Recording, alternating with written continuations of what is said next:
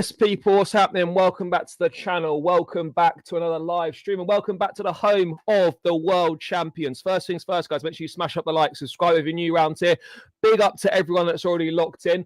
But before we get started and before I introduce our guest today, people, make sure you check out Jersey's FC Soccer Shop. Link is in the description. Use code BLUEBROTHER for 20% off. Make sure you're looking fresh for the upcoming season in the Chelsea home kit, away kit. Get that World Champions badge and whatever names, numbers you want on the back. Make sure you check it out, guys. Jersey's FC Soccer Shop, link in the description. Use code BLUEBROTHER for 20% off. Now, that's enough about that because you lot don't want to hear about that.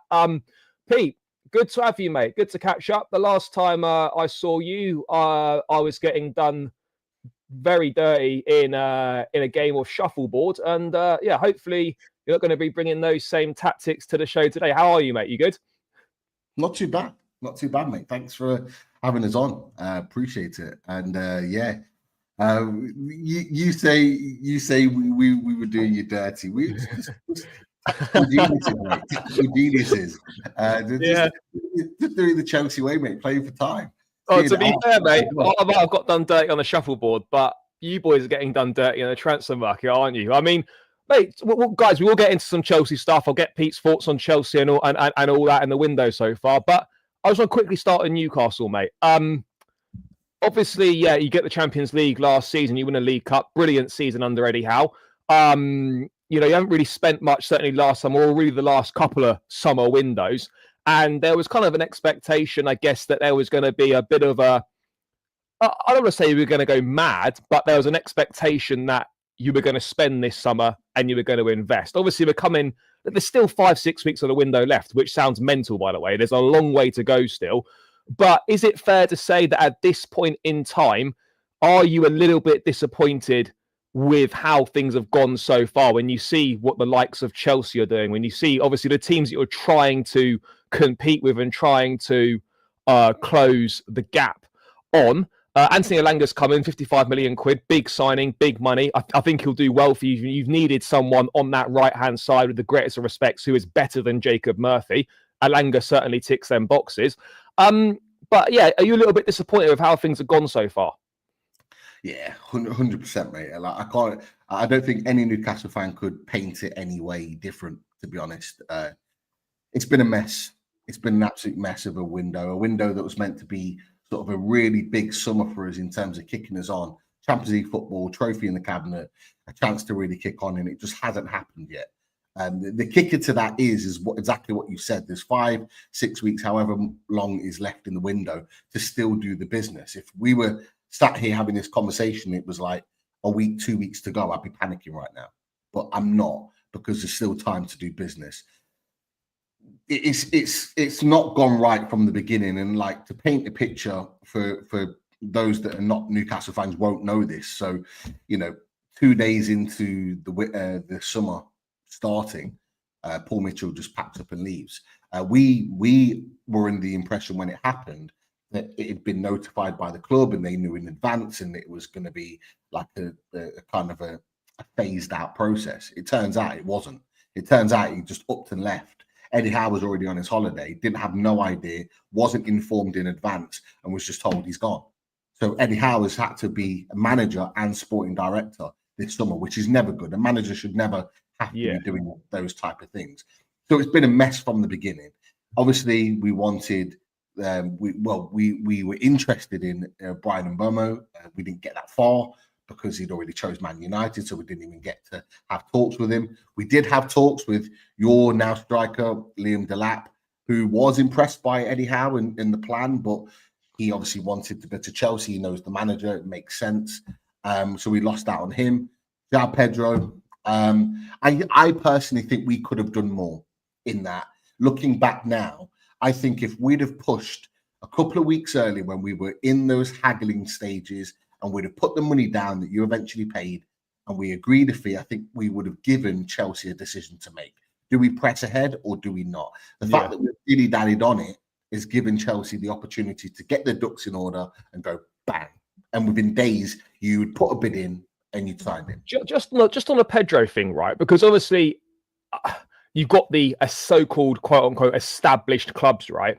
And it's very difficult for clubs like your Newcastles, like your Aston Villas to break into that status quo, which is why it's been great to see the likes of yourselves and Villa winning trophies and breaking into that top 4, top 5, because it's important to have, new faces up there and that competition within the Premier League. However, when you get in that position, to then strengthen and make sure you stay there and try and stay competing with these teams and overhaul these teams, you're then going to be looking at similar players to what those clubs are looking at. And I guess there must be a sense of frustration that when you're going for these players, the unfortunate reality is that if a Liverpool or a Chelsea or an Arsenal or whatever it might be are in for a player alongside a Newcastle or a Villa, 9 times out of 10, they're going to choose one of those other clubs over you. So obviously you want to see your team going for that caliber of player, but is there almost sort of a sense where you're like,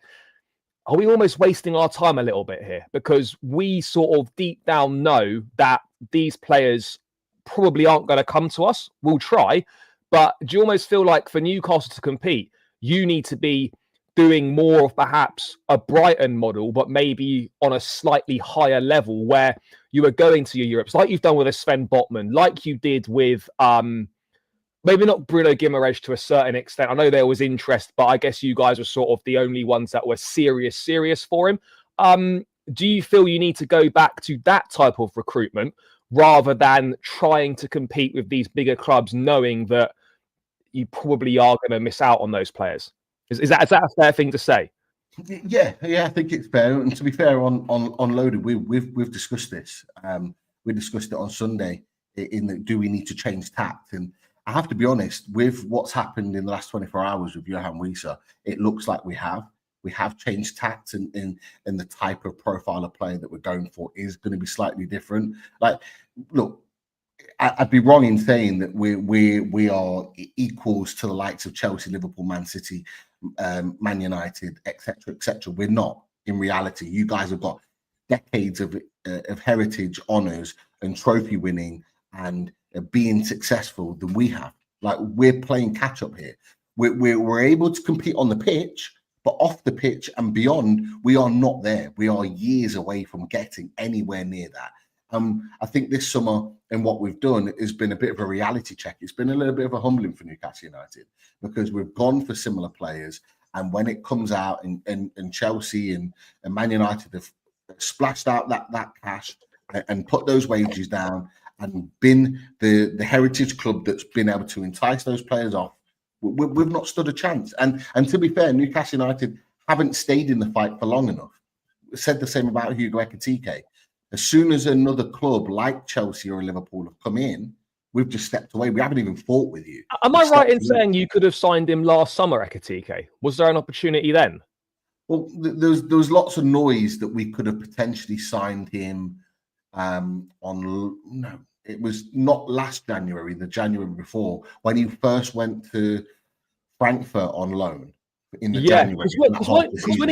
Because when he was breaking through at Reims in France, I swear you were interested in him then before we went to PSG. So he's someone that's been on your radar for quite a while. We had a deal agreed with it. We had a deal agreed with Reims. We had a deal that was around 25 million. The deal was agreed.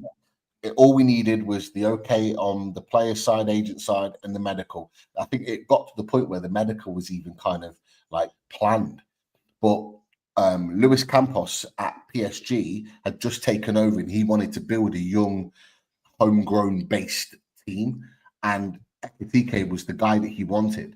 So he wasn't in place yet at PSG, and he told PSG and to put a bid in and to hold off him moving to Newcastle United. So they went out of their way, and he went to PSG, and I can't argue with that. He's a French lad going to the French Champions League football, guaranteed. We weren't in Champions League at that stage. It just kind of made sense. Now, I'm not going to argue that one, because we ended up getting Alexander Isak that summer. So it's not a bad alternative. No, exactly. And this is the thing that we need to remember. I've said to Newcastle fans that need to remember, players like Alexander Isak weren't first choice. Like, Ekitike was the first choice in terms of who we wanted that summer. Yeah. And that didn't work out. We ended up getting Alexander Isak. In fact, that summer, Alexander Isak was third choice because we had João Pedro's deal, here we go, done. And then Callum when he was Wilson at Watford. Yeah, that was when he was at Watford. So we had that deal done. It was agreed. João Pedro thought he was a Newcastle player. He was already celebrating the move, thinking it was done. Callum Wilson got injured, like literally around that same day or the day after. Callum Wilson getting injured? No way. No way, mate. we cancelled the deal and then we got Alexander Isak because we wanted a striker that was kind of more ready to go. So that's kind of how it's panned out. So look, we've been in the market for Hugo Ekitike. Apparently, we went into him 2 Januaries ago for a loan. I didn't hear that rumoured, but apparently that was the case. He went to Frankfurt. He's done what he needed to do. He's now got his big move to Liverpool. We couldn't compete once Liverpool were at the table, and that's the humbling situation with Newcastle, mate. Yeah, no, bro, I hear it. You know, it's similar to us to a certain degree when a Real Madrid or a Barcelona are at the table. It doesn't matter what club you are. If Real Madrid or Barcelona come to the table, 9 times out of 10, it's curtains for a player leaving or you missing out on a player. That's just the football food chain. But then obviously there is a deep sense of frustration, I can imagine, when you are trying to close that gap, when you are trying to stay at the top end of the table. You've just got to be so much more creative about things. And there are options out there. There are players out there who can come in and can make a difference and can improve that team and can, close that gap. But I look at the players that you could have got this summer. You've mentioned João Pedro, who's been brilliant for us at the Club World Cup. You mentioned a Liam Delap. It was always going to be difficult, but, it's at least Newcastle are identifying. I suppose you can take some comfort from the fact that Newcastle are identifying these players and, at least that scouting side of things, you're identifying the right kind of player. Someone in the chat's mentioned Sesko. Obviously, Callum Wilson is done and dusted. You need someone much better than him up there. Sula could be one for the future. He's definitely not ready to be that alternative to Isak or to play together with Isak or whatever it might be. We know Isak's injury issues and whatnot, and he can't play week in, week out, full season Champions League campaign. Do you see someone like a Benjamin Sesko who Arsenal were interested in, hasn't happened, they've gone for Gyökeres. Chelsea were interested in, gone in a different direction. There's shouts of United, he's not really gone anywhere yet. Is Benjamin Sesko maybe someone, I don't know if Newcastle have been linked with him or not, but is that a type of player that you think there's a deal doable there? And that's a player that Newcastle stand, a very good chance of getting? Yeah, it's a great question. When the Ekitike deal looked like he was already heading to Liverpool, we did get some rumours at the weekend that Newcastle were interested in Benjamin Sesko, and to be fair, I'd be all in for that because I think he's a talented striker, and I think he's actually quite well suited to the Premier League. I actually think he'd do really well in England. The issue that we've got, and this kind of is what Newcastle fans and we Unloaded have been talking about, is where do we go? Do we continue going for that high profile, young, talented level striker that's going to cost a little bit of money, but you're going to be in a battle with another team? So if we went for Sesko, for example, we'd be in a battle with potentially Man United. If we went for, and I gave a suggestion on Goncalo Ramos, who I think will potentially leave PSG this summer. Yeah. You're going to be in a battle there with probably other top level European teams. Do we go through that situation where we're going to miss out because one of these teams are going to offer more money than us and more wages? Or do you go for the rung down? I would take Benjamin Sesko. I think he'd be a great sign. It'd be expensive, but I think it'd be a great signing. But being honest, I don't see it. And the reason being is because I think we've changed tact. I think we're going for a different type of profile of player. Newcastle United want a similar player to Alexander Isak, someone that can play as a striker, but can fill in as a number 10 and potentially on the wing now and again. Now, you don't want Isak playing in a 10 or on the wing, but no. Your alternative to him, you would want to do that because there will be times this season where both of those forward players will be on the pitch at the same time. So you want them to be fluid in their actions. And so I think that's why Johan Wiese is the target. That's why João Pedro was the target. That's why Hugo Ekitike was the target, because they're looking for a certain profile of player. And I think Johan Wiese can do that because he can play on the wing. He can play in the number 10 and drop deeper, but he can play as your frontline striker. And I think that is where, in my opinion, Newcastle United will go. So Sesko, for me, I would take, But I just don't think Newcastle United are going to look at that profile of striker. It's interesting, though, isn't it? It's difficult because when you get to where you're at now, you need the quality options in depth as well. You know, when you're where you are now in terms of Champions League winning trophies, you cannot have a drop off from Isak to Callum Wilson. The golfing class there is huge. You know, for example, if I reference Chelsea, right, I look at the options we have. You've got Delap, Joao Pedro, Nicholas Jackson, 3 options at number 9. You've got Gittins and probably Xavi Simons on the left-hand side. You've got Cole Palmer. Pedro can play in a 10. Simons can play in a 10. Right-hand side, you've got Pedro Neto, Esteval Willian. You've got Joao Pedro who could go out. You've got Cole Palmer who could go out there. So you've got so many different options on the pitch. I know you guys perhaps don't have the money right now to go and do that and have all those different options. But if I looked at Newcastle in terms of domestic cup games, in terms of Champions League campaign, right now I see Alexander Isak at the top end of the pitch. I see Anthony Gordon, Harvey Barnes, Anthony Elanga, Jacob Murphy. Barnes, Gordon, and Elanga actually decent. You know, I think that's a pretty good 3. I know Jacob Murphy's done well for you, but I think in terms of, and this is just my opinion, Newcastle fans might view Jacob Murphy differently. He's done very well for you last season, but if Newcastle really want to kick on to the next level, personally, I feel you have to have someone better than Jacob Murphy out there. I'm not saying that Jacob Murphy can't do a job. He can. You know, he could give you 10, 15 games a season. But if you're serious about moving to the next level, I think you've got to improve on someone like that, which is what I know Madueke went to Arsenal, but I know someone like Madueke had been linked with Newcastle in the past. Imagine if you had as your wide options Gordon, Barnes, Elanga, and Madueke. Suddenly, things are looking a little bit better. Do you get where I'm coming from? Yeah, absolutely. And the factoring thing in that is that Jacob Murphy's like 30, nearly 31. So is he? I thought it was like mid-20s. No, he's been around for a long time. I think we bought him sort of in his mid-20s. So like he's been around 5-6 years at Newcastle United already. I think Rafa Benitez bought him like years and years ago. So he's been around. Mad. Yeah, exactly. So he's been around sort of a long time at Newcastle. But you're right. Like in all those seasons that we've had him, 6-7 seasons, this is the only season where he's actually put numbers on the table and has actually had a good season. This is the best season for Newcastle United.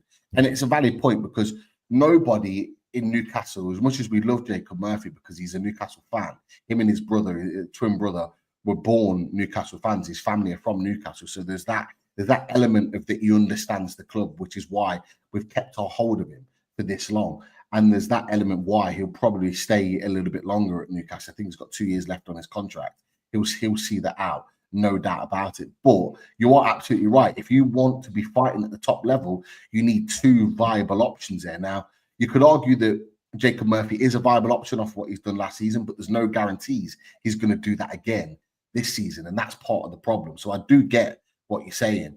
I do think we've got good options there. I think Elanga will be our starting right winger. I think we can get by with having Murphy as a backup for this season because we've now got Elanga in there. Murphy was our only right winger last season. He literally pretty much played every game because we didn't have anyone else. I think Elanga coming in who's better is more of a viable option. So I think the wings are done. I don't see another winger coming in. I think we're done in that respect, and we will go on with those 2 either side for the season. But you're right. We need a striker or an alternative to Isak that's of quality. Johan Wieser was talking about this last night on our channel. You look at the top 6 goal scorers last season. You know, if we're able to get Johan Wieser, we've got 2 of them in our team. He got 19, didn't he? 19 goals. He got 19 Premier League goals. Isak got 23. So you've got, you know, we could be adding another, say, 20 goals into our strike force. And if we could put those 2 and get 40 goals potentially out of those 2 next season, just alone, that'd be unreal. That would be unreal.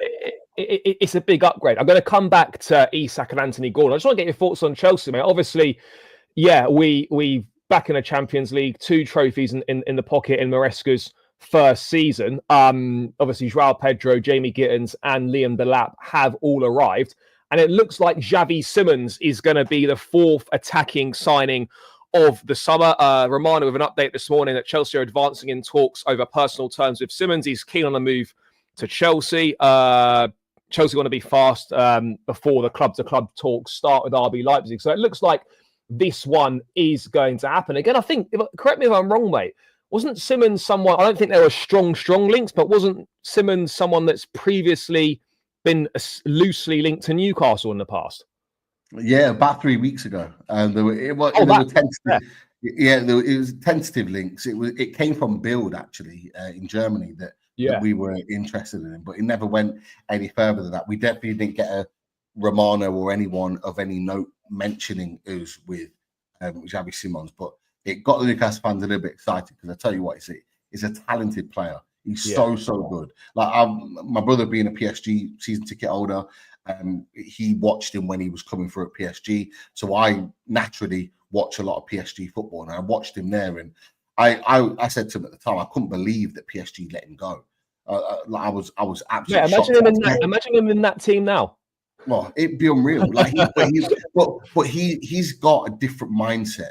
Xavi Simons. He wants to play football. He wants to be the main man. And at that time, he had top level midfielders that he just wasn't displacing in the team. Yeah. Now you look at it, he absolutely has got a part to play in that team. You know, I could see him taking over Fabian Ruiz at some point, who's, you know, approaching the latter 20s. Like, he'd be a natural replacement from that PSG side. So he is quality. He is absolute quality. Just when you think Chelsea can't sign any more players, they just pull out another one out of the bag, and you're getting a superstar player. Like, I think everyone's going to be talking about him in the Premier League this season. Yeah, mate. I look at it, and it wasn't really someone that was on my radar at the start of the summer window. I don't think it was really someone that many clubs felt would be available this summer. But then I sort of look at it, and I think with the way that Maresca's shown tactical adaptability, particularly in the semi-final and the final of the Club World Cup, where we've gone 3-4-3, we've gone 4-2-2-2, where it's not two out-and-out wingers necessarily, which you would normally associate Maresca with. There's been an ability for players to drift inside and play more as inside forwards. And that's where Xavi Simons fits perfectly. You almost look at the options you've got, right? And I think this deal will happen. So you've got Jamie Gittins on that left-hand side, who gives you that out-and-out touchline winger width. But then you've got Xavi Simons, who can play as a number 10 or an alternative to Cole Palmer, who can play on that left-hand side, drifting in. He's got, you know, great ball-carrying abilities, great work rate, both offensively and defensively. He's got that in-game intelligence. You know, look at the numbers that he's posted at PSV, at Leipzig. You know, this is someone that is very, very creative. And he just looks like a perfect fit for that Chelsea team. And you just look at the options that we've got, and you're just like, I'm not saying it's all going to work out, because names on paper is not how football works. But when you look at the options in the attack, and how different the attack is from the one that finished last season to the one that could start this season, it's mad, because that would be 4 attacking signings. It would be Gittins, Pedro, Delap, and Simmons in. Madueke and Nkunku Felix probably on the way out. Esteval's arriving as well, because we agreed that deal last summer. You've got Giovanni Quenda arriving in 2026, deal already agreed. Like, the attack has just totally revamped, and it wasn't something I was expecting to undergo such major surgery in this window. But mate, what have you made, mate, on the attacking signings that Chelsea have made? Obviously, you touched on João Pedro, but I mean, what have you just made of the sort of, well, I mean, the 3 or 4 new names that have come into the attack, and what do you think of the attacking options that are likely to be on show at Chelsea for this coming season? I'll be honest with you. I think Chelsea have done what I expected them to do. Chelsea are not going to sit around for long. You've proved that since Roman Abramovich came in 2003. You're a very bullish team. You want to win. You want to win quickly. You want to win now. And to be fair, you had a couple, 2 or 3 years where you were kind of simmering, and you dropped a little bit of a level. That was unlike Chelsea, in my opinion. So this right now does not surprise me. You've got an opportunity in the market now, getting Champions League football, where you can go and get some exciting players, and they all are exciting players. I'm looking at that, and I'm looking at, in particular, I'm looking at João Pedro and Xavi Simons, if you get them through the door, as real top level players that are going to kick your team on. João Pedro's ready for that step up to a big team. I said it, if we were getting him, I said exactly the same thing. I said he's ready now to play at the top table. And I think we'll see the best of him next season. Xavi Simons will not only add goals but add creativity to your team. So there will be less of a reliance on Cole Palmer to create the magic. And that will create more chances for you next season. But what you're going to see is a very, very attacking Chelsea team, a very creative Chelsea team. You're going to see a Chelsea team that are going to score more goals next season. That's a worry for me, and that should be a worry for every other team around us, because I genuinely believe, and Chelsea fans may agree, may disagree, I genuinely believe that you're building a team or have built a team that will be in a title race this season. I said it to Potts on his channel the other day on 12th Man. I said, at this moment in time, if I'm being asked who's in a title race this season, I'm saying Liverpool, Man City, Chelsea, then Arsenal in that order. I'm putting you guys ahead of Arsenal in terms of being in a position to fight for the title. I'm not saying you're going to win it, but I'm saying you are building a team that is absolutely putting yourself in a title race. And, you guys should be excited. You guys look like you're back. You guys look like you're back. Club World Cup winners. You played some good stuff as well. It wasn't always pretty to see during the tournament, but tournament football is very, very different. You don't have to play well. You just have to get the job done. And you did, and you turned up in the final and really frustrated PSG. You're the one team that's been able to find their kind of Achilles heel, and you made them pay for it. So you should be bouncing into next season with confidence. And I'm impressed with the signings that you've made, but it doesn't surprise me, if that makes sense. I'm impressed, but I'm not surprised. Yeah, it's interesting, right? Because a lot of Chelsea fans, myself included, have been very critical of the sporting directors at the football club at times. A lot of deals that are a bit puzzling, a number of signings that realistically have just been a waste of money to a certain extent. But when they get it right, they do get it right. And there are some good signings, and you can see sort of the direction we're trying to go down. And look, Chelsea have been widely mocked, in terms of the long contracts, in terms of the volume of players that have come in, the types of players that have come in. But sort of 3 years down the line, you're starting to see some of the fruits of that labour coming off now. I'm not saying like, Chelsea are back, we're going to be win, bang, bang, then we're going to do all this and that. But we have shown now that we are starting to build a team that is capable of winning, that can compete with the best sides in Europe. And we're doing it sort of our own way, as it were, because no one really around Europe is doing what we're doing to the degree that we're doing it at. PSG would maybe be the closest example, but they've got a Donnarumma, a Marquinhos, a Hakimi, a Fabian Ruiz, and Ousmane Dembele. They've got those like senior experienced pros, but then they've got the Doués and the Barcolas and the Nuno Mendes and the João Neves, etc., sprinkled in. So they've got that, that combination of youth and experience, which generally most winning teams, successful teams have.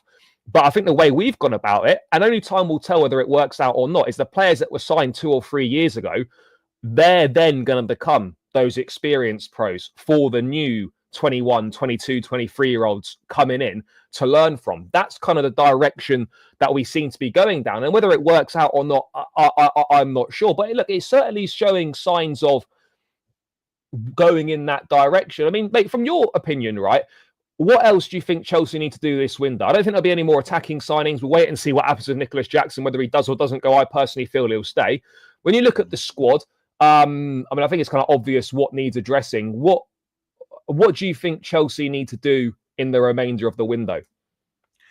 Charlie, never ever rule out another attacking signing with Chelsea. No, mate. Only if someone leaves now. Only if someone leaves now, mate. But no, in all seriousness, look, I think you've been banging on about it all year. All Chelsea fans have. You need a new goalkeeper. It's as simple as that. You definitely need a goalkeeper. And in my opinion, I think you need another centre back, like in there, an established centre back. Has to be starting.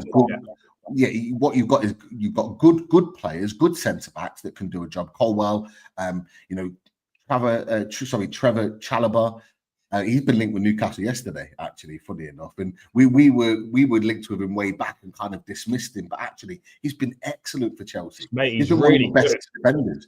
He's been really, Seriously really underrated. good. Really underrated. He is. And to be fair, going back a year, I underrated him. It was Chris on our channel that kind of put him forward as a potential that Newcastle could sign, and everyone sort of dismissed it. Now people are going, actually, you know what? It wouldn't be a bad signing. So getting an established centre-back, someone like that in, that is the best centre-back at the club, someone as a leader, someone that can take charge of that defence and then bring the young players like Colwell in, Trevor Chalobah, and kind of take them forward. Maybe even experienced centre-back, someone that's like 27, 28, that's already had experience at that level to come in and be that guy. You know, a little bit younger, but a younger version of a Thiago Silva. For example, you brought him in and he was your experience, like he kind of led the line. Someone a bit younger than that, but is that experienced guy to take you forward. That and a goalkeeper, and I think you guys are ready. For me on the outside, if I'm Chelsea and I've got the money to do it, I'm going and putting a 40-50 million pound bid in for Diego Carlos. Costa, sorry. Diego Costa. Oh, yeah, at Porto, yeah. I'd be putting money in and getting him. He's a top level goalkeeper. I'd love him at Newcastle. He's a top level goalkeeper. You go and get him in there. People in the chat have put the likes of Mark Gay, academy player, experience, top level. It kind of makes sense. When you look at centre backs, right? Because this is something we kind of I've undenied about all summer on the channel, is like we don't need any more squad level centre backs. We don't need any squad fillers. You know, you've got Chalobah, Tosin, Badia, Shiel, etc. You've got these guys, right? You need, if a centre back's coming in, it's a starting level centre back. The problem Chelsea have got is Wesley Fofana. Not a problem in terms of quality. The problem is we don't know if this guy can stay fit. Over 3 seasons, I don't even think he's played 50 games for Chelsea. Now, that's not good enough in terms of the money we paid for him and in terms of the wages that he's on. He's got to prove that he can stay fit. I haven't given up on him. When he's fit, he's Chelsea's best centre-back, in my opinion. But the big question mark remains. Hopefully he can stay fit next season. If Wesley Fofana can stay fit, then I think that negates the need for another centre-back. The problem is, do we take a gamble on Fofana being able to stay fit next season? Or do we preempt the fact that, do you know what, this guy might not be able to stay fit next season? Maybe we'll look to cash in on him in the summer of 2026. Maybe go in to bring a Mark Guehi in, have him at the club for a year, plays, and then he's ready to step in and start regularly in 2026. The only issue with that is, though, in a World Cup year, is Guehi going to leave Crystal Palace to come to Chelsea unless he's a guaranteed, not say guaranteed starter, but unless he's going to play the majority of the games? This is what people have to think about when players are moving this summer. Particularly in a World Cup year, if you're going from a first team regular at a club to somewhere where you might be a squad player, that's really damaging in a World Cup year. I'd love Mark Guehi to come, but I'm not sure if that move makes sense for him unless Fofana's not there. I agree with you absolutely, and I think that's why Mark Gay hasn't moved yet, because I think he wants guarantees that he's going to start. And I think Newcastle, we haven't really been linked with him this summer, if I'm being honest with you. I think Tottenham have been more linked with him than us. Tottenham made that big bid in January, didn't they? Yeah. We wanted him last summer, but we haven't really gone in for him this summer, or even in January. We just haven't, because I think that was a one-time opportunity to get him, and then we've moved on. But I agree. I think that's the reason why Gay hasn't moved, because the likes of Tottenham, Liverpool, Chelsea even can't guarantee him being the number one because of the amount of centre-backs that they've got already at their clubs anyway, and the level of centre-backs they've got. They can't guarantee it. So I think it's a key point. But for me, just going back on the Wesley Fofana, I love Wesley Fofana. I watched him living in Leicester. I watched him when he was at Leicester, and he was just an unbelievable player. Top player. Started well for you as well. He is like with all due respect to Leicester and Chelsea, like in that sort of hierarchy, if he'd have stayed fit, he probably would have been at Real Madrid now. Like that's the level that he's at. That's how good he is. But you can't take the risk. Chelsea, in my opinion, cannot take the risk with him this year. Too many injuries, and not just niggly injuries, These are long-term ones, yeah. You can't take the risk with that, in my opinion. If I'm a Chelsea fan, I'm you, I'm looking at that situation, I'm like, I need my new centre-back coming in. I need a new centre-back coming in as priority. Get him in the door. If Wesley Fofana stays fit and plays X amount of games, bonus. Brilliant, amazing. Yeah. Then you can maybe look at moving on and another centre-back, maybe moving on a Trevor Chalobah, maybe moving on a Badiashile or someone else after that, because Wesley Fofana's proven himself. But until he does that, you cannot take the risk on him, because that could be your downfall. You're in a position right now where you're back fighting Champions League, where you're back, in my opinion, in a potential title race next season. And that position not being filled and in potentially falling down is going to potentially be your Achilles heel and losing out on those potential opportunities. So you can't take the risk. I totally agree with you. We to a degree we got away with it last season, but we took big risks last summer, presuming Reece James, Fofana, and Lavia were all going to be fit for most of the season. All three of them missed large parts of the season. We took a risk on those three that they would be fit. Luckily, we got away with it, and it wasn't an issue. It didn't cost us in the end. But if we do the same thing with Fofana again, you're leaving yourself with a big problem at centre-back. I'm not saying that Trevor Chalobah can't come in and play alongside Levi Colwill and make a very good partnership. They can. The issue comes where those two, are they going to stay fit all season to begin with? And they also can't play every minute of every single game in 4 competitions. And so if Fofana's missing and you've got Colwill and Chalobah, and then the first rotation choice is a toss-in, and then you're down to Badiashile and whatnot, that's where the drop-off is big. Now, Chelsea's defence, by the way, is nowhere near as bad as what a lot of people make out, in terms of we had the 3rd best defensive record in the league last season. So that's despite with Robert Sanchez in goal and sort of the issues we had at centre-back. Full-backs, I think we're great. Cucurella, Reece James, Gusto, brilliant. Go and get me Jarell Hato from Ajax to play as an alternative to Cucurella at left-back. Can also fill in at centre-back. Maybe that's something Chelsea look at, sort of a 2 birds with 1 stone signing there. Although you wouldn't be looking at Hato to come in as a starting centre-back. He'd be filling that left-back mould. So, yeah, it's interesting. The goalkeeper, I agree with you. All Chelsea fans will agree. I just don't know, mate, what the... I just don't think we're going to go for someone. I just do not think we're going to go for a goalkeeper. I just cannot see it, you know? Why hasn't that been a priority when there's been a lot of mistakes from Sanchez? I know he did well in a few games, World Cup and back end of last season, but why are they not persisting with that? Because it's a clear issue. I don't know, because we had the in that first window, that first 10-day window before the Club World Cup, we had the opportunity to sign Mike Maignan, but we refused to meet Milan's asking price, which was 20 to 25 million. I don't know. He's got he has 1 year left on his deal, right? And Chelsea valued him at, I think, about 12 million pounds. And Milan wanted about 10 million pounds more than that. And we weren't prepared to budge, and neither were they. So the deal didn't come. This is what I say when Chelsea do some good things in the market, and then I'll make decisions in the market which just don't make any sense. And it's not like 20 or 25 million would have been overpaying for Maignan. Yes, he's got a year left on his deal. Yes, he's 28, 29 or whatever. But for a goalkeeper, that's not old. And that would have represented a significant upgrade in a vital area on the pitch where the market is not particularly good for goalkeepers. And yes, you know, Sanchez ended the season quite well and was good in the Club World Cup, very good in the final and whatnot.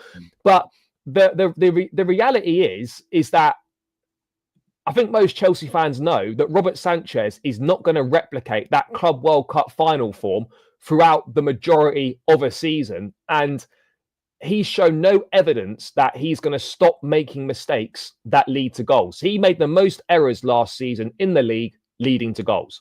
We cannot afford to have that again. So the Mike Maignan thing was baffling to me. And And a new goalkeeper is far more important than signing another centre-back. But unfortunately, mate, I think we've got Mike Penders, the youngster, who they view as the long-term number one.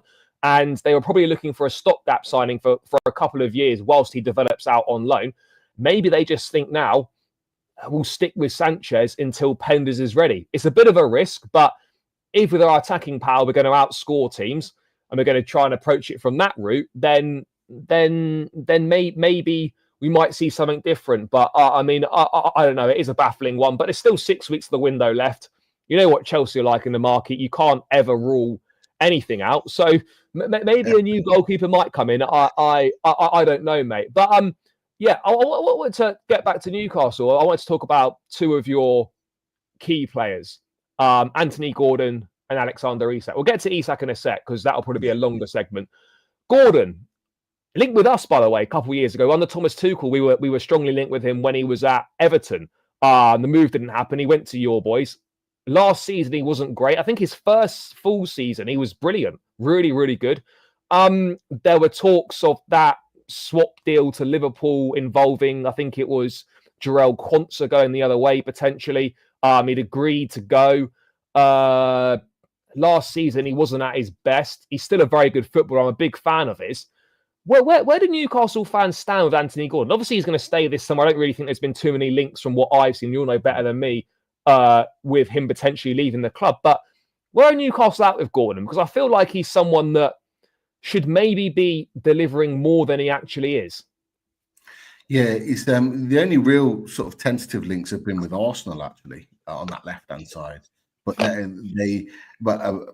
they won't pay the money that we want for Anthony Gordon. So that's, for me, it's a non-starter. Anthony Gordon will stay at Newcastle United this season. He signed a new contract back in October or November. I think it was October he signed a new contract. So there's a big banner for him at St James's Park celebrating it. Yeah. That was it. So that kind of ended all the speculation after last summer with Liverpool, where he nearly went. And I do think there was an element of that affecting his game. I think that affected his season. It definitely turned his head. There's no doubt about it. And it impacted on his season. And he had a really poor season after having a superb season before.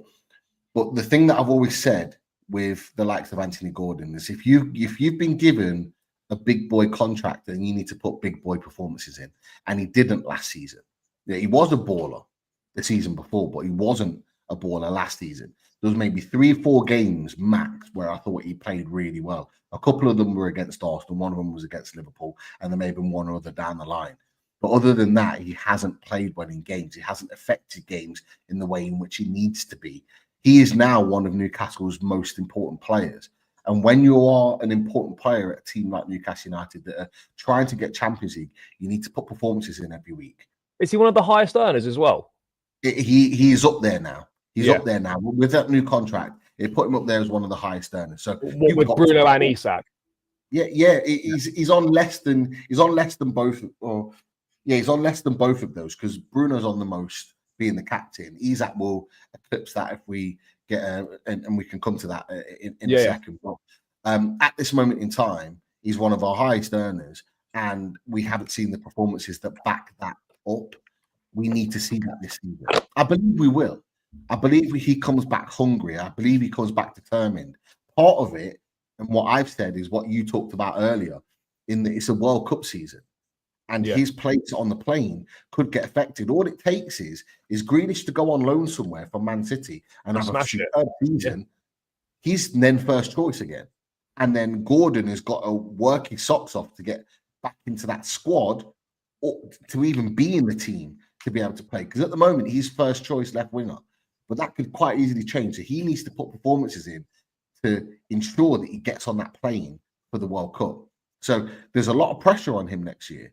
And I expect him, because he's got the right mentality and the right capabilities to be able to put that type of performance in over a course of a season. So I fully expect it. But it has been a concern because you do get players that have one season wonders that and live off it. They'll have one great season and everyone keeps that one great season in mind and just kind of continues on and on and on and on and on. We can't afford that to happen. He needs to continue to put those performances in. It's a big season for Gordon, in my opinion. Mate, just lastly on Gordon, if Liverpool sell Luis Diaz, do you have any concerns that they, and obviously we know they want Isak, but if Luis Diaz left, which it looks like he might do this summer, do you have any concerns that they could return for Gordon, or do you think that's kind of dead and buried, really, the Liverpool Gordon stuff?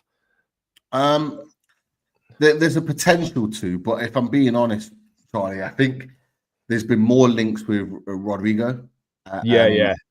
Real Madrid. So it gives me the impression that that's Liverpool's thinking, that that's where they're looking to go. Yeah. And look, I'd be happy with that. Like, I don't want Anthony Gordon to leave. I want him to stay at Newcastle. I want him to put those performances in that he did the other season in this season, because when Anthony Gordon's on form, he is unplayable at times. He's pressed. He's pressed I love watching him. Yeah.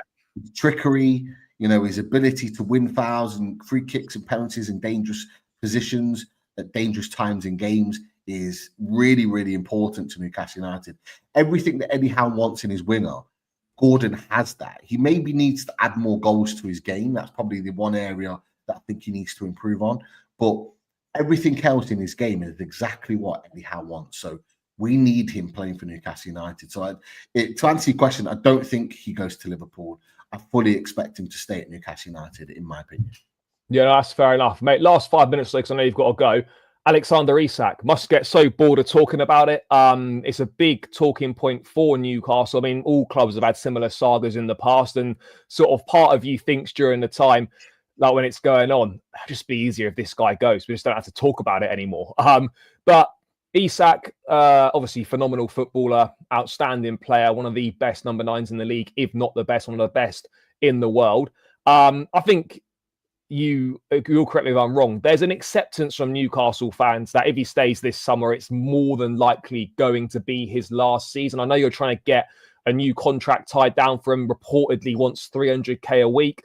I wouldn't expect him to sign unless there's some sort of assurances he can leave in 1 or 2 years, or there's some sort of release clause. That's just my opinion. Where do you stand with the Isak stuff? Because we know Liverpool want him. There were tentative links with Saudi Arabia. Look, by the way, I think they've got the ambition to try. Whether Isak wants to actually go there is a different conversation. But where do you stand with the whole Isak situation? Because obviously there's a lot of noise around the club. It's not really what you want heading into a season. Where are you at with it all? Because I know your opinions maybe changed a little bit, where you were sort of dead certain he was going to stay, and then the last week or so, you've maybe been a little bit more open to the idea that actually maybe this guy could move on. I wouldn't say open to it. I definitely, no, I but definitely you were like more open in your mind, not open to him going, but like more open in your mind that shit, this guy could leave. Yeah, you will know. Like me and LB were going back and forth the other day, and I was adamant that he was not leaving the club. But with what happened at the weekend, I don't think it was handled right. Don't think it was handled right. Could have been handled so much better. We've talked about this, Charlie, separately. It hasn't been handled right in this situation, and that can only plant the seed of doubt in your mind that he doesn't stay. I think for me, it's absolutely crucial that Alexander Isak stays at Newcastle United this season. It's absolutely crucial. Just for the project in general. Yeah, more than any signing that comes in this summer, more than anything else, Alexander Isak needs to stay. He is the poster boy of Newcastle United. He is the star player at Newcastle United. If Newcastle United want to have the ambitions of getting Champions League football again and going back to back, which will then financially allow us to really kick on and get a lot closer to that top 6, we have to keep him at the club. It would be the worst thing, because he is irreplaceable for Newcastle United. He's irreplaceable. There's no other striker in world football that does what he does that we could actually get in replacement for him. So he's irreplaceable for us. And it is not just irreplaceable, it is absolutely dismantling our preparations for the season if we were to let him go. Yeah. And I think that is in the mindset of the owners, which is why the owners have continually said, and the chairman and the manager, that he is not for sale, because they know, as much as our fans know, that him leaving would be the absolute worst thing for this club. It cannot happen. It just cannot happen. No matter what money's, in my opinion, no matter what money's put on the table, it just can't happen because the effect that it has, we could have all that money and it's great, but what we're going to do with it if we can't get a player that's even anywhere near his level? It just brings us down a level, and it means that we're already scratching and clawing before the season starts. So for me, I don't. Yeah, I don't see it. Do you not think? I don't think. I don't know whether he'll leave this summer. I don't think he will leave this summer. I think his head, in my opinion, has absolutely been turned. I felt Eddie Howe's comments. We discussed this in a group chat. We discussed this separately, but I think Eddie Howe's comments were very strange. Definitely added fuel to the fire and brought more noise to a situation when it didn't need it. But I'm still confident he will stay. It'll be interesting to see if he's involved in the next game in pre-season for Newcastle. But yeah, mate, I would have thought that Newcastle are preparing for this eventuality, not for this summer, but obviously for next summer. And surely work is going on to identify players now to come and replace Alexander Isak when he does move on. Because this is not a question of if he moves on. This is a question of when he does move on. Because I think there's an acceptance, certainly wide in the wider footballing community. I think there's an acceptance as well from Newcastle fans that he is going to leave at some point. And would it be fair to say that next season is probably his last one? Yeah, I think it's going to be a lot more difficult to keep Alexander Isak next season with 2 years left on his deal. Just because the magic 2 years, it's always a knife edge. It's always a will he, won't he? Like sell or new deal, isn't it? The club have to make a decision. It's as simple as that. So I think it's always difficult. The only thing that changes that is if Newcastle sign him to a new contract, which they are in talks on and have been all summer. That probably won't get finalised until the end of the window when Newcastle have done their business. But if they can sign him to a new contract and it has, it might have a release clause in it or so. It may not. We don't know. But if we can sign him to a new contract, that may well extend it for another season or two. But as you've just said, it'll be an ongoing situation unless Newcastle are winning regular trophies and regular Champions Leagues and fighting for titles. At some point, one of the elite clubs will take him. Yeah, I suppose you've got to show to him as well through signings and stuff that they are serious about staying at the top and moving forwards. And mate, I know you've got to go now. Thank you so much for coming on. Greatly, always a pleasure to catch up, mate. We'll definitely do this again throughout the summer, guys. If you've not checked out Pete's channel, make sure you go check out Loaded Mag UFC. Loads of great stuff over there. Just hit the 30k mark, so nice one with that. Channel's tagged in the title. Make sure you check it out, guys. We'll catch up again with Pete definitely throughout the summer. I'll be on there at some point as well, definitely before the new season begins, mate. Thanks so much for your time, and we'll catch up soon. Top man. Take care, guys. Hit the likes. Make sure you do. Yeah, run the likes up, people. Run the likes up. Right, chat. We're gonna carry on. We're gonna carry on for a bit. Yeah, always a pleasure to catch up with Pete. Great stuff. Yeah, people. Let's get back to this. Let's go back to the Chelsea stuff. We loosely touched on Xavi Simons. We loosely touched on it. There's been a few more updates coming out. By the way, chat, keep smashing up those likes. We're at 145. Let's get this moving. Let's get this moving, chat. Smash up that like button. Anyway, let's get to the latest on Mr. Xavi Simons, because we had that personal terms agreement update from Fabrizio, and there's been more updates coming from Sky Germany and Florian Plettenberg.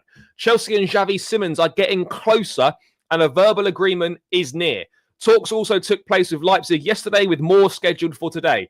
They are waiting for an offer. So an offer has not yet gone in, but talks are taking place club to club. Personal terms agreement is getting closer, whilst Leipzig are also working on a deal for Chukwuemeka. Now, I would expect the Chukwuemeka thing to be a loan deal, although there could be some sort of permanency to it.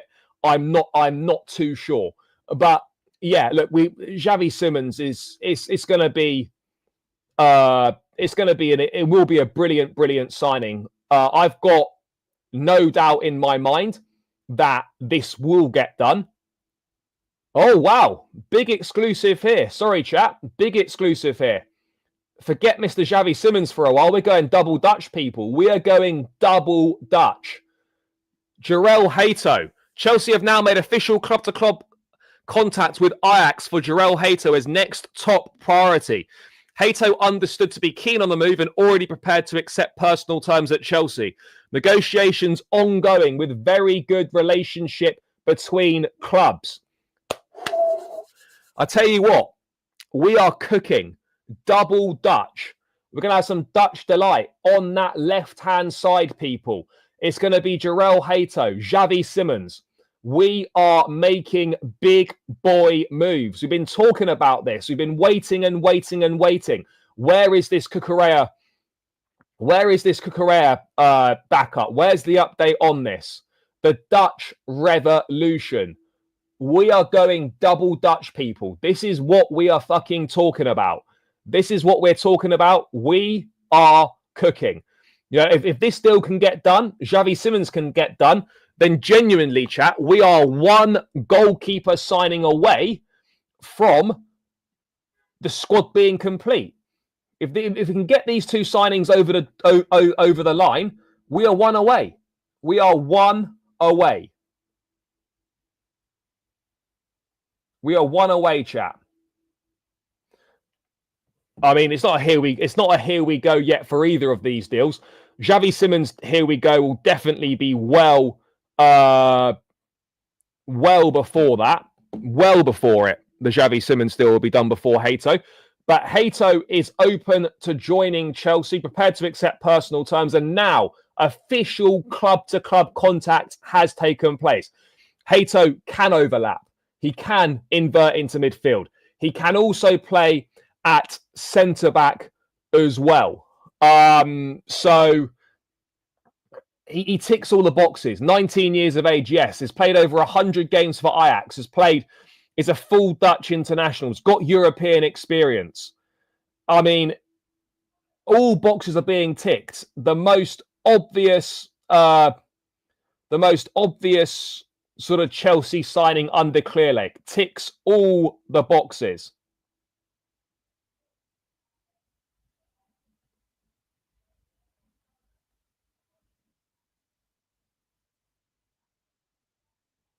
Bro, Chilwell's been done for time. Chilwell has been done for time, chat. And Hato is a good athlete. He is. And he'll learn from Cucurella. He's 19 years of age. Cucurella just turned 27 yesterday. This is a perfect blend of youth and experience on that left-hand side. So, yeah, this is very exciting, chat. Very exciting. Finally, we are moving forward with this Jarell Hato situation. When do I think Simons will be done? I think by the end of the week. By the end of the week, I think we'll have something on Xavi Simons. Give it to the end of the week, chat. Give it until the end of the week.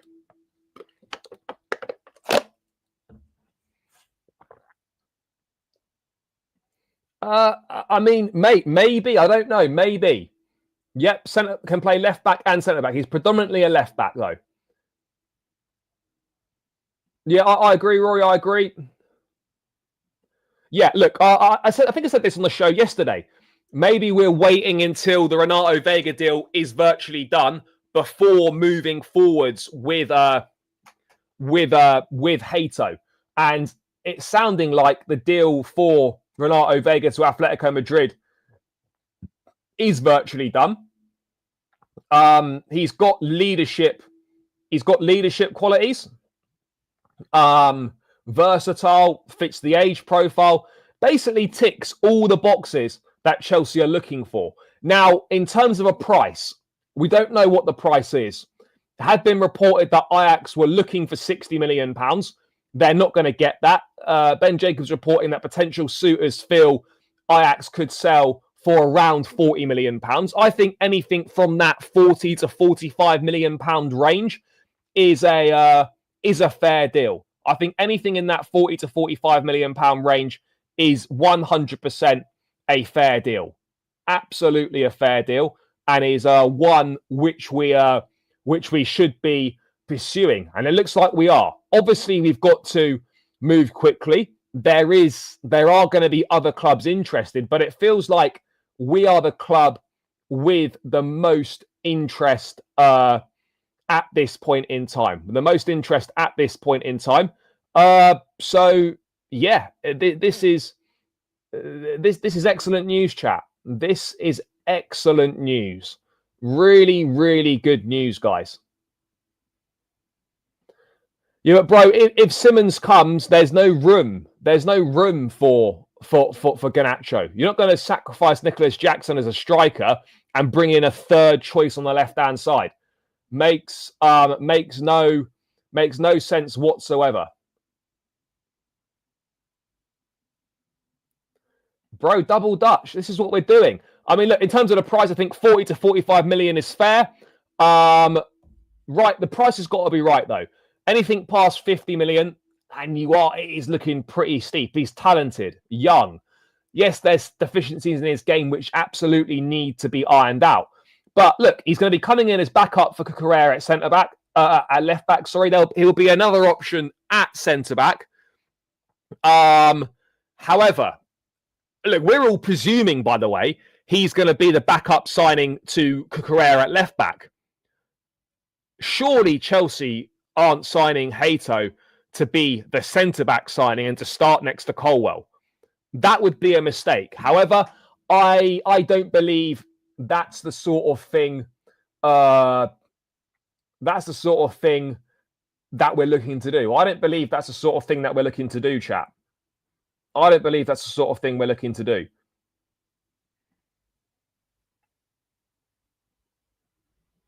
No, he's back. He's back on. He's back on. He is back on.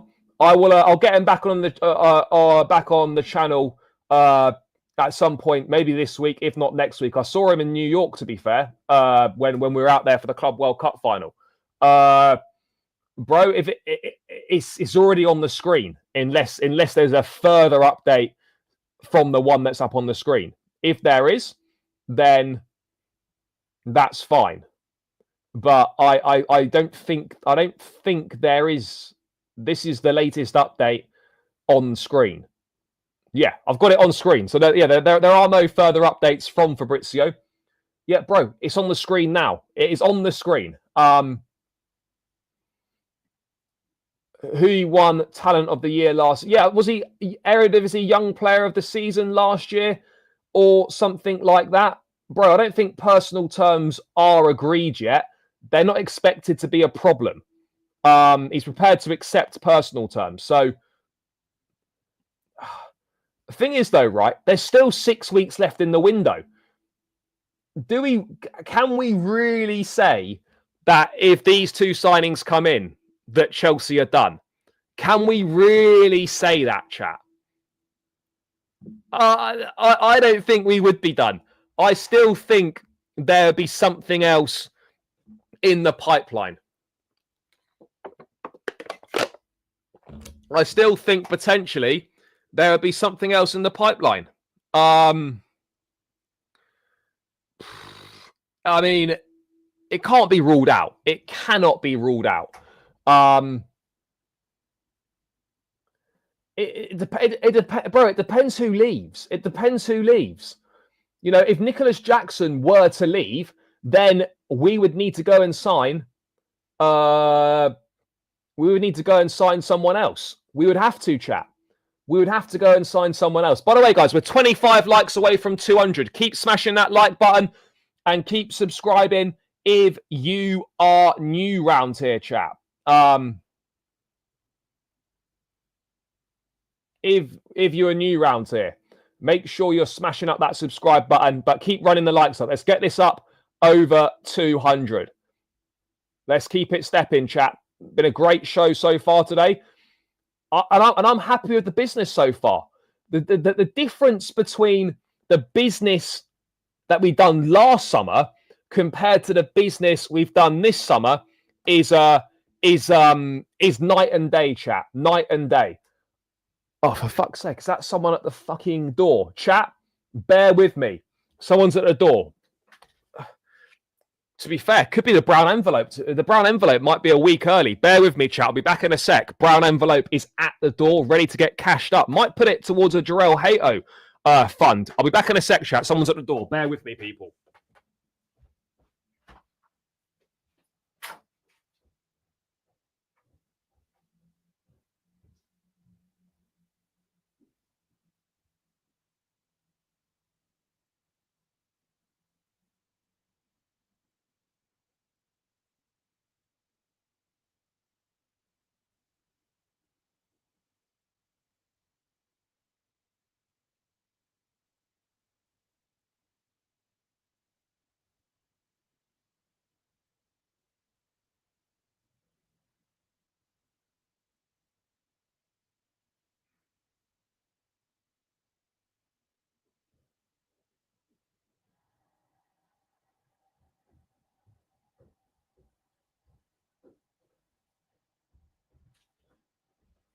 Right, chat, we're back in the mix.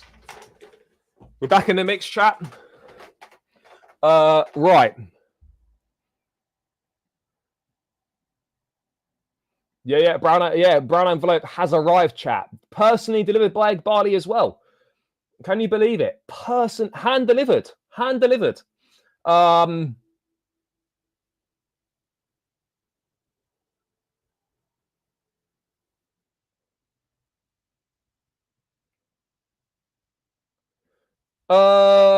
I mean, yeah, it'd be great. Would be great.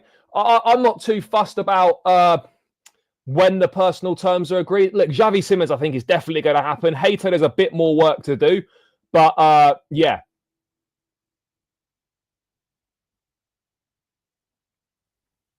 We'll wait and see. But I'm confident that deal will get done, and then we're just waiting for the next deal.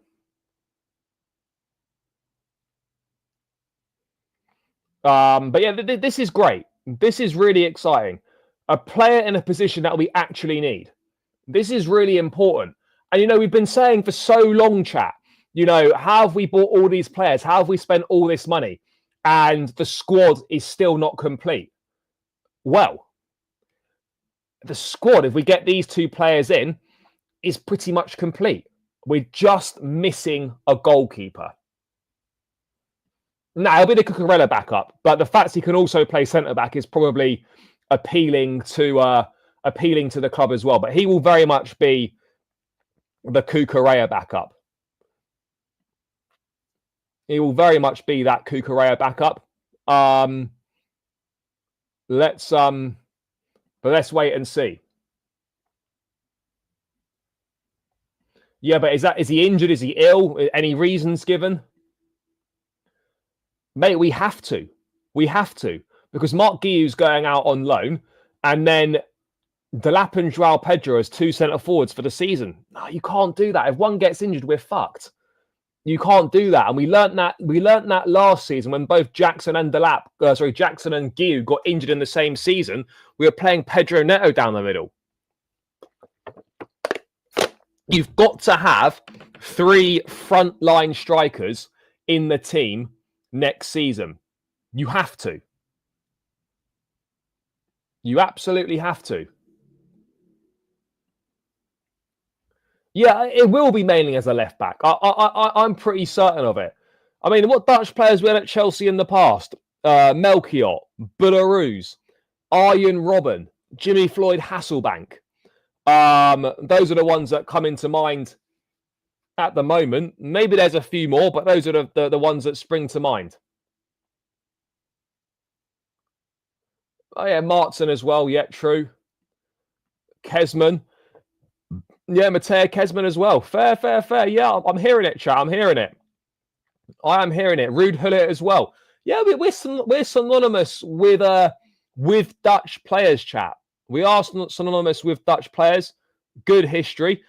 But I tell you what, this is what the fucking world champions do. This is what we do. When you've got that gold badge on the chest, when you're making collaborations with Drake, you then start moving serious in the transfer market. And we are finally, chat, it looks like we are moving seriously in the market. At last, we've been waiting. We have been waiting. But the difference, as I said, the difference between last summer and this summer already is incredible. Absolutely incredible, the difference in quality. Yes, big up, brother. Big up. Big up to all the Trinidad fans. The Chelsea fans out in Trinidad, out in the Caribbean. Maybe I'll have to come to Trinidad one day. I'll have to come and experience the Caribbean life. Never been before. Never been. Maybe I've got to come and experience it. Maybe at some point. We'll see. We'll see. But big up to yourself, brother. Bro, we're not going to try for Isak. It's not happening. I don't see us trying for Isak at all. Don't see it happening.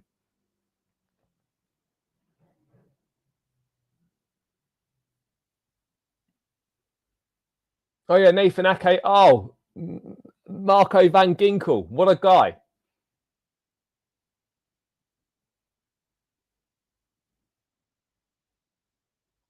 I don't think we are. I don't think we are.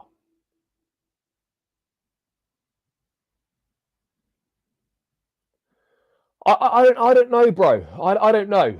They basically, I think the centre-back decision, as I was discussing with Pete earlier, but we can discuss in a bit more detail now, that is dependent on whether Chelsea decide that they can trust Wesley Fofana. That's the situation, chat. That is the situation. Chelsea are going to decide whether they can trust Wesley Fofana. That's the decision that needs to be made. That's a decision which needs to be made, chat. Yeah, I would imagine so, bro. I would imagine that would be the case. I would definitely imagine that to be the case. Ed De Hoy, yeah, mental. No, nothing's wrong. Nothing's wrong with Colwell and Chalobah at all. But if you're deciding that you're not going to trust Wesley Fofana and you're going to bring in a starting quality centre back, then it does limit your options. Yeah, we are going to. Renato Vega's on his way out. The Sassy is going to be leaving. There's question marks surrounding Badia Shiel as well. So yeah, we will we'll wait and see. Mate, I absolutely agree. I honestly don't get what else he has to do. What else does he have to do, chat? What else does he have to do? It's certainly an interesting one.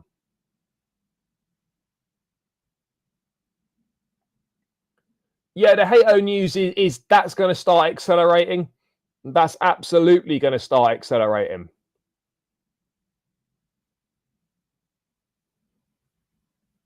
It's definitely going to start accelerating, sorry.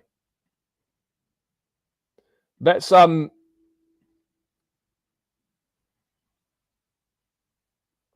I don't think he's a nightmare at left centre back. He's literally last season, bro. He literally played, and I'm going to get on transfer marks now for Hato, and he pretty much played exclusively at left back last season. I'm pretty certain of it.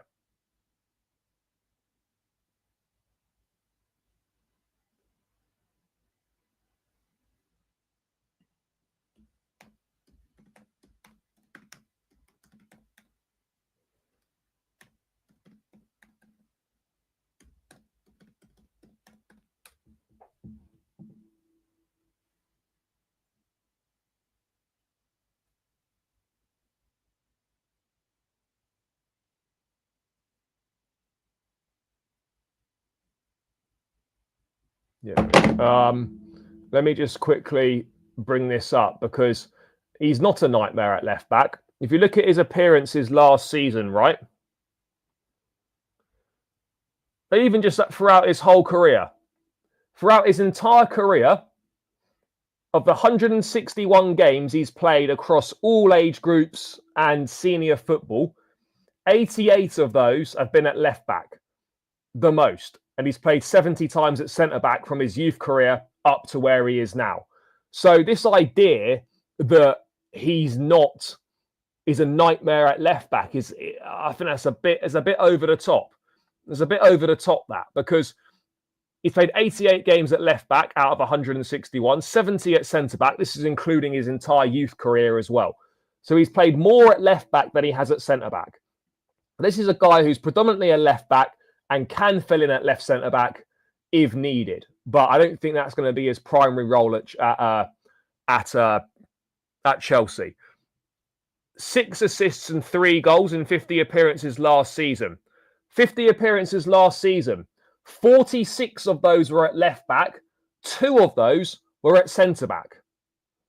So, this a nightmare at left back, based on what? Based on what? By the way, as a 19-year-old, his defending obviously is not going to be unbelievable. There's obviously going to be aspects of his defending which need to improve, like any aspects of young players' games that need improving. Do you know what I'm saying? So I'm not really sure why you think his defending is a nightmare. I think that's a bit extreme. But in terms of Hato himself, obviously, let's just bring up a little bit of analysis on him, and he's going to be back up as well. This is a different conversation if Cucurella had been sold, for example, and he was coming in to be the starting centre back. Anyway, let's just read this from Connor. Again, there's going to be some stats jargon in here, which may or may not make sense. Which may or may not make sense, but let's read it anyway.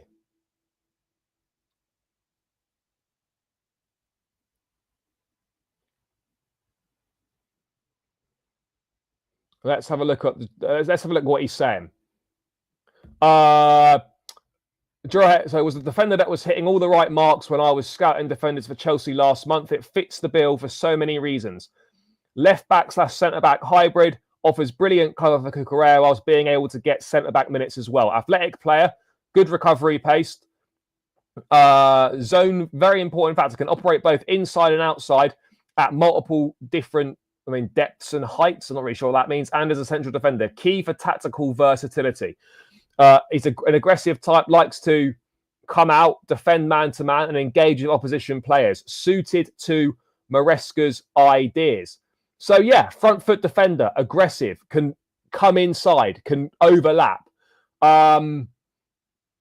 He could well provide both cover for Colwell and for Cucurella. Look, this is really, chat, when you're trying to fill a position, right, of a backup left back for Cucurella, we have been linked with hardly any players in that position. Hato, the only one that's been linked. If we don't get this guy, I'm not really sure what the market is for this position. I don't get it. This is exactly it. Good backup for Cucurella, fits the project perfectly. I mean, it really is, chat. It really is as simple as that. Good backup, fits the project perfectly. I mean, what more can you ask for? What more can you ask for? You literally can't really ask for any more than that. You can't ask for any more than that. Agreed? No, Lewis Hall's not happening. Yeah, but Vega wanted to exclusively play as a centre-back because that's going to give him the best chance of getting in the squad, in the Portugal squad for the World Cup. Vega wanted to play regular minutes at centre-back, and he wasn't going to get those opportunities to play regular minutes at centre-back at Chelsea. That's the reality of the situation, chat. Those opportunities weren't going to be forthcoming.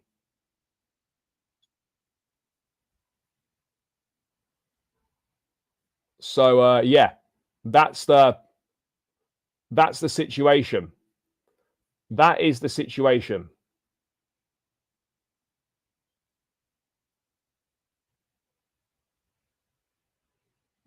Oh, bro, you have to back, like, if a player signs, you have to back every player that joins the club. But yeah, obviously, yeah, people know my thoughts on Garnacho. I wouldn't be a signing I'd be on board with, but ultimately, you know, it's what you do. You have to back the player if he signs, but I don't think he will sign now.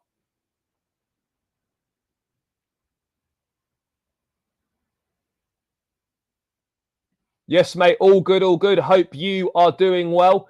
Yeah, it's a great day so far. A great day. A great day. Chelsea going double Dutch. Double Dutch. It's what we do, chat. It's what we do. Double Dutch. Oh,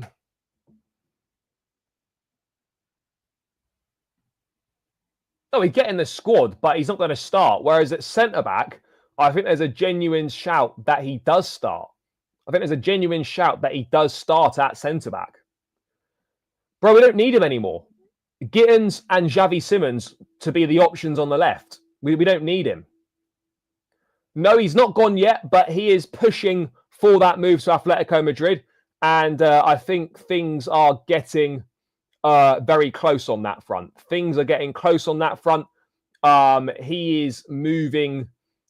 He is moving in the right direction in regards to joining the club. To joining Atletico Madrid. Chelsea want a package of 40 million euros all in. This was the latest update from Fabrizio on Renato Vega. Very briefly, chat, seeing as we've been asked about it. Renato Vega is pushing to join Atletico Madrid project as soon as possible. Atletico Madrid and Chelsea have started club-to-club negotiations. Talks are ongoing. Simeone hopes to get his new centre-back soon. So Chelsea obviously moving for Hato now, knowing that this is going to be, I don't want to say a foregone conclusion, knowing that Vega and Atletico Madrid is going to be a deal that is pretty much done.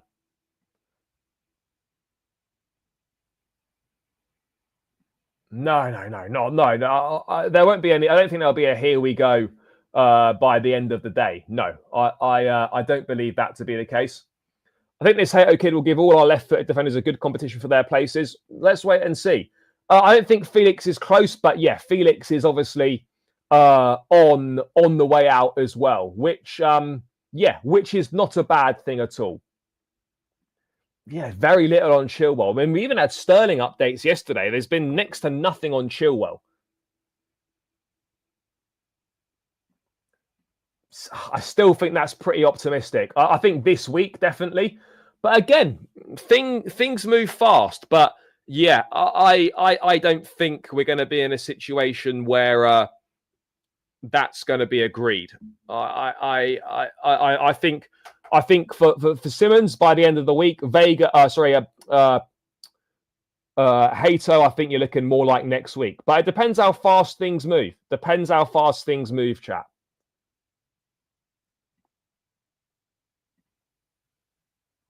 No, just the standard news that we had yesterday. Chelsea want 20 million for him. Juventus and Bayer Leverkusen are among the clubs interested. That is the update. We're very close to agreeing personal terms. I wouldn't be surprised if the personal terms are agreed. It's just not been reported yet. But yeah, we're getting very close on agreeing those personal terms. We're getting very close on agreeing those personal terms. Yeah, it's looking good, chat. It's looking good.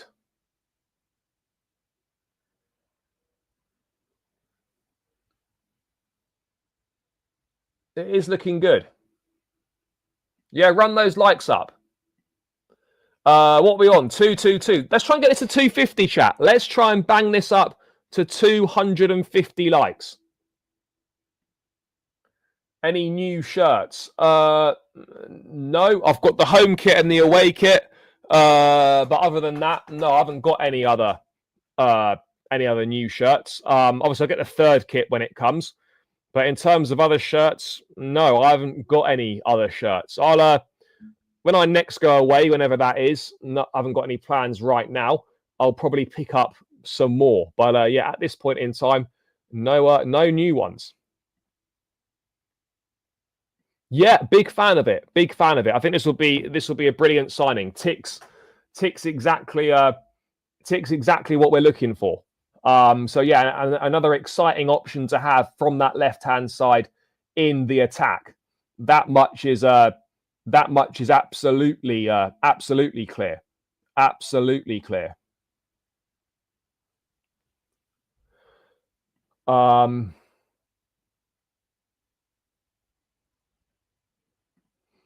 I didn't get any. To be honest, I was only there for 3 days. Didn't really have much time to be looking for shirts. But no, I don't really want a New York Red Bulls shirt or a New York FC MLS shirt, to be honest. But yeah, to be honest, I didn't really have much time. I didn't even really think about it. I don't know where Chilwell's going to go. He'll end up going somewhere, obviously. I just don't know where. I don't know where, chat.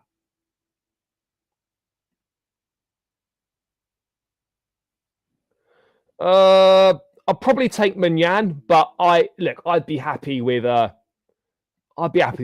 of them.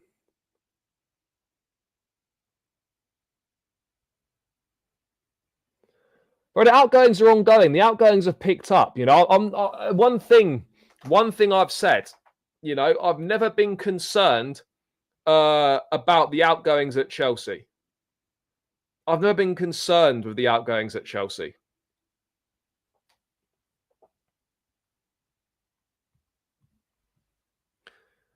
Because that's one thing, chat. That's one thing we're very good at. One thing we're very good at is outgoings. Yeah, it's okay. It's okay. I mean, I'm not a huge fan of it. It's not something that I'd personally wear. But yeah, if you're into that sort of thing, absolutely. It's possible. It's possible. Bro, you've answered your own question. That is the goalkeeping news. There is no news. That's the goalkeeping news. But what else is going on? We've got the Renato Vega stuff. Obviously, we're going double Dutch. It's what we fucking do.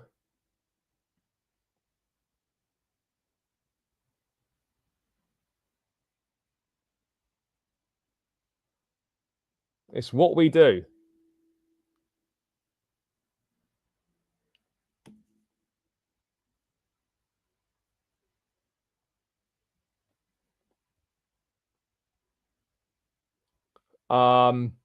So yeah, we're getting close on the personal terms with Simmons. Hato stuff is advancing.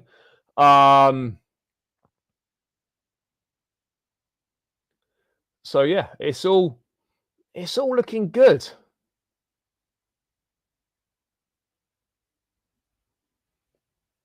It's all looking good.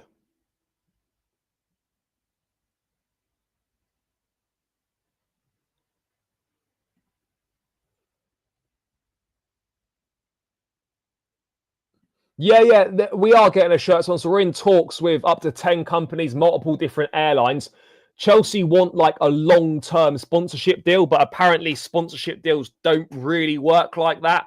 Sort of looking at you normally do like 3 years or something like that. I imagine Chelsea might want 5 or 6 though in the way that we operate.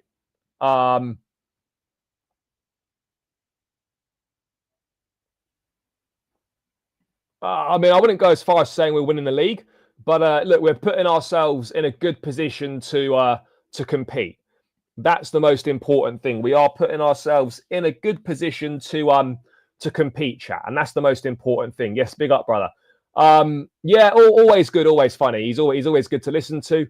Yeah, you know, always enjoyable.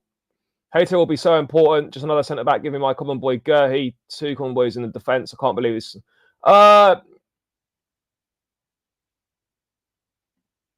Yeah, I agree. It absolutely is. It absolutely is. So yeah, that's probably why. That's why that's not happening. That's why that's not happening, chat.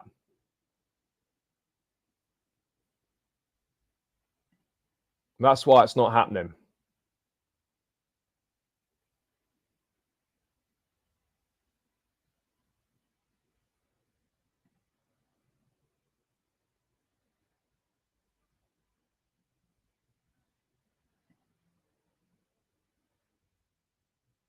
Yeah, all we would need is a goalkeeper. The issue is, chat, is that I don't see a goalkeeper. I just don't see a goalkeeper coming in. I just don't see it happening. Don't see it happening.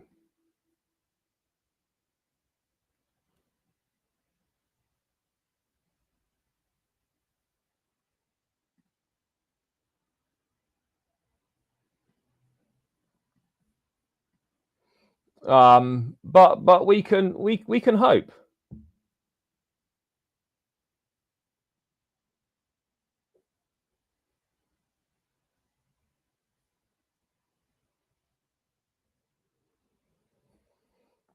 But it feels good, chat, that we might be back. Yeah, but he's going to go on loan. I don't know. I'm not sure how long we had Samsung for.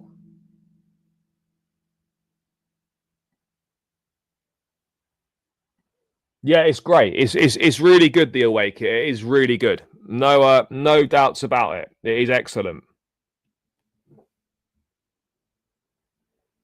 Not today. No, brother, not today. Definitely not today. Definitely not today.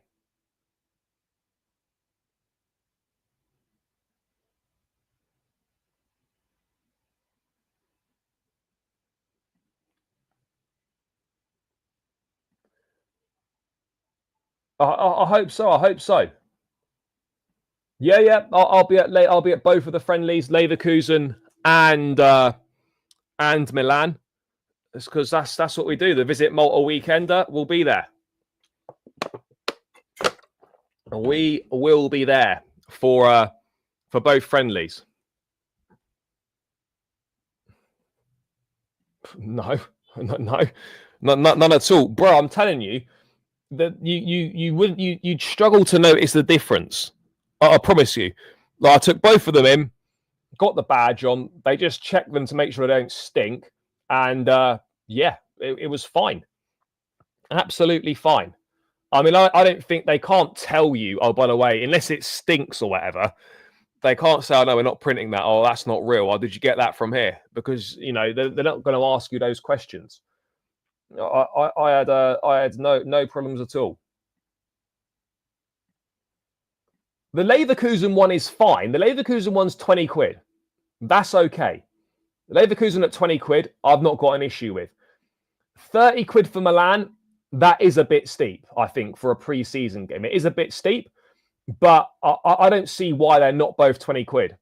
I get it that Milan's like technically a more prestigious team than Leverkusen, but for me, they should both be 20 quid.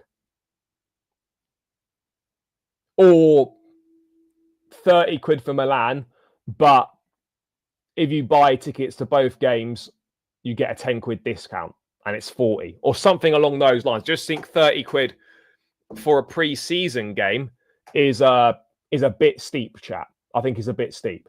That's just my personal opinion on the matter. Guys, we're 7 likes away from 250. Keep smashing the like button. We're almost there. Yeah, but what reason? Why is he not in the squad? Is he ill? Is he injured? These are things that we need to know. We need the context. We need the context.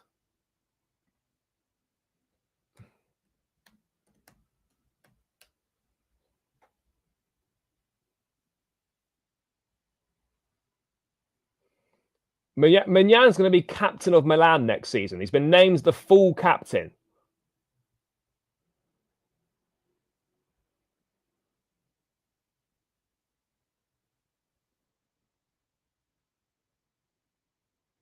He's just unavailable, but he's gone to Singapore with the Milan squad.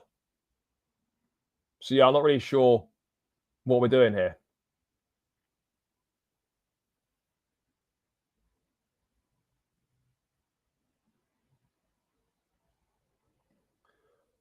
It's impossible to tell. It's impossible to tell. I guess we'll find out in the early part of the season, or maybe in the later part of the season, if players start breaking down. But injuries weren't really a huge problem last season, other than the usual suspects. We didn't have a terrible time with injuries.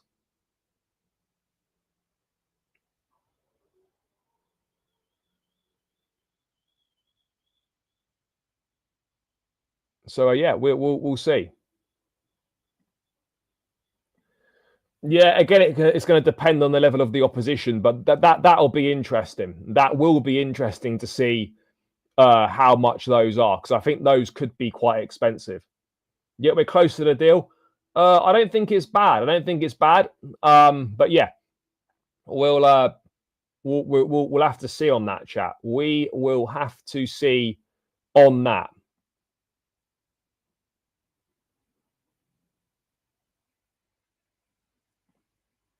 But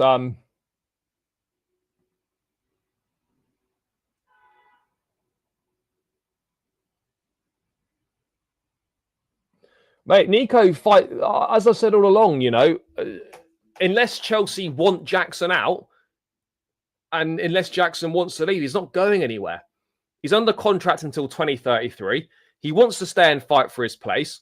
No one's paying the asking price that Chelsea want.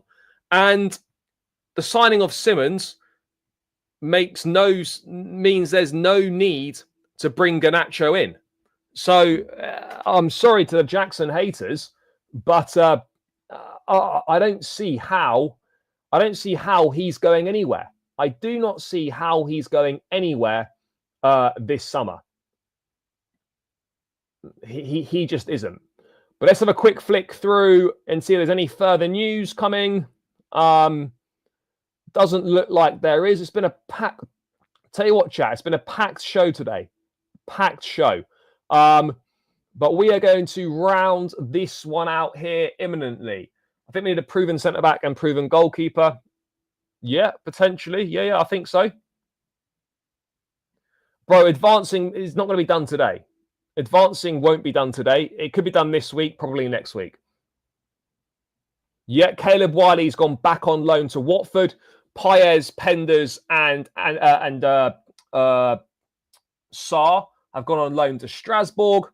And then, yeah, other than that, we're obviously weighing up the other options for loans. So, like players like Guiu are going to go out on loan. Where's Ansel Mino going to go? We're waiting to find these. We're waiting to find out these sorts of things. And that's what we're waiting to find out, chat.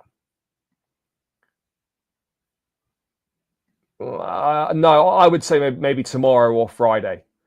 That's what that'll be my prediction. But look, I could be wrong, chat. I could be wrong. It has happened before. I could be wrong.